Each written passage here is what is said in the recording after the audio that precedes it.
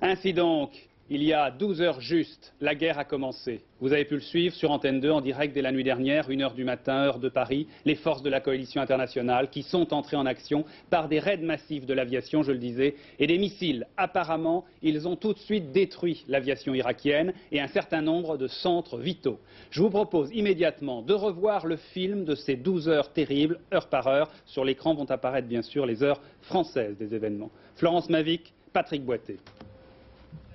Le silence de la nuit déchiré par un énorme vrombissement, le premier AWACS américain vient de décoller de la base aérienne militaire de Riyad. Il est 22h50, heure française. L'opération Tempête du désert débute, la guerre contre l'Irak est déclenchée. D'autres AWACS s'envolent, faisant trembler la capitale saoudienne. Une escadrille de F-15 a également décollé. À 1h moins 20, les correspondants des chaînes américaines CNN et ABC à Bagdad font état de tirs de batteries antiaériennes et de violentes explosions. Le correspondant ouvre la fenêtre de la pièce où il se trouve. Écoutez. À Washington, le porte-parole de la Maison-Blanche, Marlene Fitzwater, annonce officiellement que les forces internationales ont attaqué l'Irak. Londres réagit peu après en déclarant que des unités de l'armée britannique font partie des opérations. En Arabie Saoudite, c'est le hurlement d'une sirène qui réveille les habitants de Riyad vers 1h15. Pas de panique, mais la peur se lit sur les visages. Dans la communauté koweïtienne installée en Arabie Saoudite, l'atmosphère est plus détendue. Bagdad, selon les journalistes de CNN, continue d'être bombardée toutes les 15 minutes. Apparaissant à la télévision, le président Bush s'adresse au peuple américain. Il n'y a pas d'autre recours que la force contre Saddam et nous ne reculerons pas.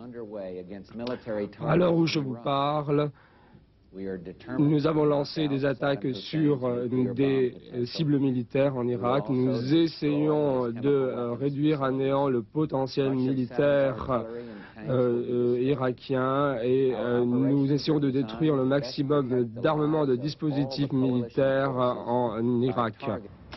Un message relayé partout aux États-Unis, jusque dans cette salle où se joue un match de basket. Le speaker interrompt la partie pour annoncer le début des hostilités.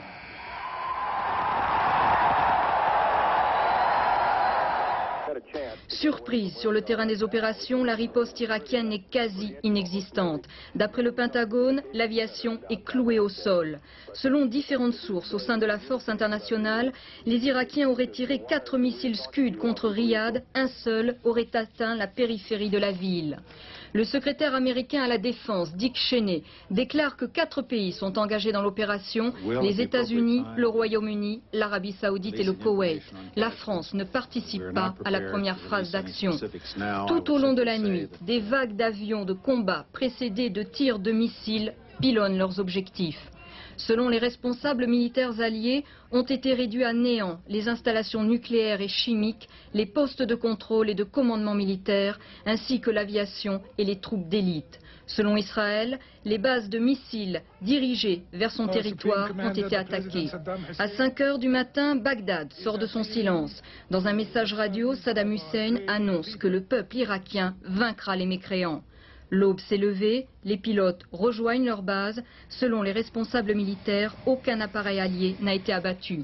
6h30, selon un responsable du ministère koweïtien de l'information en exil, les forces multinationales ont détruit les 2 seules bases aériennes installées par l'Irak au Koweït et les blindés des 2 camps ont commencé à s'affronter.